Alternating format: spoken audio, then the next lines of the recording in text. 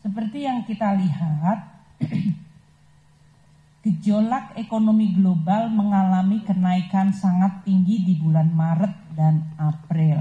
Maret karena berbagai pengumuman executive order di tempat Presiden Trump, dan April terutama mulai tanggal 2 April pengumuman mengenai reciprocal tarif yang begitu sangat mengagetkan seluruh dunia. Dunia mengalami shock karena selama ini kalau terjadi dispute, biasanya dispute perdagangan dibawa ke forumnya adalah World Trade Organization, WTO. Sekarang Presiden Trump memulai dengan melakukan tindakan unilateral. Artinya keberadaan dan fungsi lembaga-lembaga multilateral itu menjadi tidak diindahkan. Yang terjadi adalah lebih tindakan atau aksi dari suatu negara yang kemudian diharapkan terjadi negosiasi atau engagement yang sifatnya bilateral.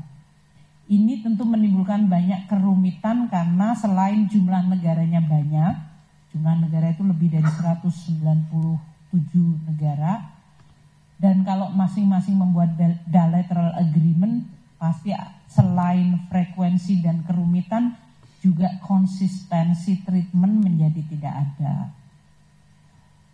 Proteksionisme menjadi menonjol. Setiap negara melulu melihat kepentingannya masing-masing, kerjasama menjadi menurun. Ini menyebabkan ekspor turun, investasi menjadi melambat karena investor tidak mau mengambil posisi pada saat belum ada kejelasan arah dan tindakan. Rantai pasok karena banyak barang, termasuk yang Anda semuanya pegang saat ini, komputer, handphone, itu tidak ada yang dibuat di satu negara. Itu pasti supply chains-nya di berbagai negara. Jadi impossible untuk membuat satu barang di satu negara. Apalagi barang-barang yang sekarang banyak dipakai seperti yang sekarang semua Anda pegang itu. Dengan pergolakan ini, dengan outlook investasi melemah, maka growth juga melemah, maka harga komoditas terkena, nilai tukar dan suku bunga mengalami volatilitas. Dunia sekarang semuanya mencari strategi meredam shock tersebut. Stabilisasi menjadi barang yang sangat dibutuhkan dan langka. Karena yang terjadi hari ini adalah uncertainty dan gejolak atau volatility. Maka semua negara mencoba mencari stabilisasi dengan cara apapun, termasuk melakukan negosiasi dagang, melakukan reform, menjaga macroeconomic stabilization, dan melindungi dunia usaha dan juga masyarakatnya. Yang dilakukan Presiden Trump dengan retaliasi tarif sebetulnya karena ingin mengembalikan pasar tenaga kerja di sektor manufaktur yang hilang akibat relokasi ke negara-negara lain dengan globalisasi. Jadi dalam hal ini kita harus terus mengamati dan mewaspadai dari berbagai gejolak dan dinamika yang terjadi. Nah, dalam situasi ini APBN menjadi instrumen yang sangat biasanya diandalkan, baik merespon shock, melindungi dunia usaha, melindungi masyarakat, dan juga bagaimana kita bisa tetap menjaga APBN-nya menjadi tetap sehat dan kredibel. Itu tugas yang sangat menantang. APBN-nya harus digunakan aktif untuk melindungi shock, melindungi masyarakat, melindungi dunia usaha, tapi APBN-nya nggak boleh sakit. Itu adalah suatu tugas yang harus kita lakukan. Nah, kita lihat bagaimana lanskap global dengan yang dilakukan oleh Amerika Serikat dan kompetisi dengan RRT. Saya sampaikan nuansa yang terjadi dan saya lihat di Washington DC dari berbagai percakapan bilateral. Satu, alasan dari Amerika Serikat melakukan retaliasi tarif karena Amerika menganggap bahwa globalisasi, sistem global yang sebetulnya didesain dan diciptakan oleh Amerika sebagai authornya, penciptanya mereka juga, karena pemenang Perang Dunia Kedua. Pembentukan WTO, pembentukan Bretton Woods Institution, IMF, World Bank, itu semuanya adalah signature authority-nya yang utama adalah Amerika Serikat. Jadi Amerika menciptakan sendiri suatu rezim global yang sekarang dianggap rezim global itu menjadi suatu rezim atau sistem yang tidak menguntungkan Amerika sendiri. Karena dianggap dimanfaatkan oleh seluruh negara di dunia untuk menuju ke marketnya Amerika Serikat dan negara-negara yang kemudian melakukan praktek investasi perdagangan yang dianggap tidak adil. Umpamanya dengan memberikan subsidi atau state support kepada dunia usahanya. Jadi di Washington kemarin, headline dan topik paling menonjol adalah statement Amerika bahwa mereka merasa dizolimi oleh sistem global. Jadi sempat saya menyampaikan di dalam intervensi, wah selama ini globalisasi dan sistem global, persaingan global ini yang paling banyak komplain biasanya negara berkembang, negara yang lemah. Karena merasa out-compete, susah bersaing secara level playing field, merasa dieksploitasi, yang suara-suara sebagai victimize dari sistem global atau yang merasa terzolimi itu negara berkembang. Tiba-tiba di forum ini Menteri Keuangan Amerika yang mengatakan we are treated unfairly.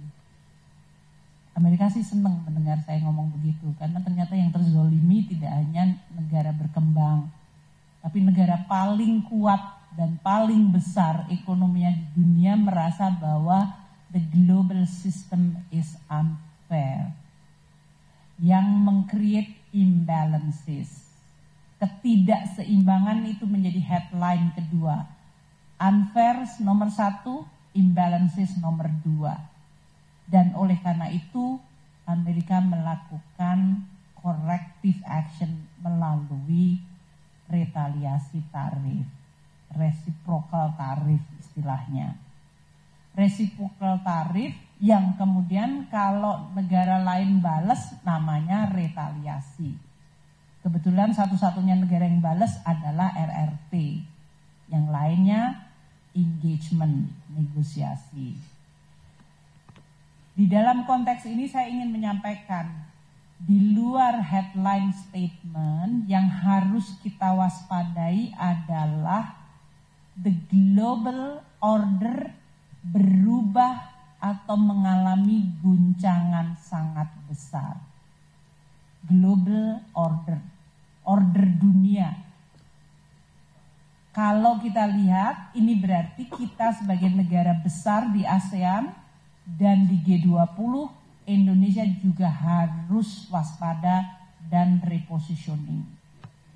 Karena dengan perubahan global order ini, Amerika mencoba mengoreksi imbalances melalui reciprocal tarif, dibalas oleh RRT sebagai negara ekonomi dengan size besar kedua di dunia. Jadi size nomor 1 dan nomor 2 saling mengalami persaingan atau peperangan global melalui perdagangan. Dampaknya akan mengalami reverberasi, tidak hanya dampak langsung, namun dampak yang lebih fundamental adalah sistem global akan mengalami perubahan dan belum tahu arahnya akan seperti apa. sampai hari ini adalah unilateralism dan bilateral. Bahkan group negotiation pun tidak atau belum disetujui untuk dilakukan. Nah, situasi yang sangat unsettling ini menyebabkan seperti tadi saya sebutkan volatilitas global, munculnya kemudian capital yang flowing ke safe haven aset termasuk pembelian emas. Suku bunga cenderung tertahan tinggi karena dengan disruption supply chains dan tarif, maka inflasi kemungkinan terjadi akan tinggi. Kombinasi dari lemahnya ekonomi dan inflasi tinggi itu namanya stagflasi. Itu terjadi di tahun 70-an dan itu tidak cukup baik dari sisi dampaknya ke negara-negara, terutama negara-negara emerging. Inilah proses yang harus kita teliti dan waspadai terus. Di spring meeting, situasi difokuskan pada pernyataan dan kemudian what next. What is next for all of us? Kalau sesudah kita mengatakan globalisasi tidak fair, imbalances menyebabkan adanya konsekuensi di dalam setiap negara, pertanyaannya adalah bagaimana mengoreksi untuk menciptakan keseimbangan baru. Kondisi hari ini, current imbalances, yang dianggap keseimbangan yang tidak optimal, tidak baik, harus dikoreksi menuju keseimbangan baru. Namun what kind of new equilibrium, dan dalam proses menuju equilibrium baru itu apa yang akan menjadi konsekuensinya, ini yang belum terumuskan. Sehingga Indonesia sebagai negara yang sama dengan semua negara di dunia mayoritas, hampir semuanya, kecuali mungkin 1-2 yang melakukan isolasi. Negara sekarang seperti Indonesia, ASEAN dan yang lain yang open ekonomi, kita harus memahami dan mengantisipasi perubahan ini dan mewaspadai untuk menjaga kepentingan kita, melindungi rakyat kita, melindungi dunia usaha kita.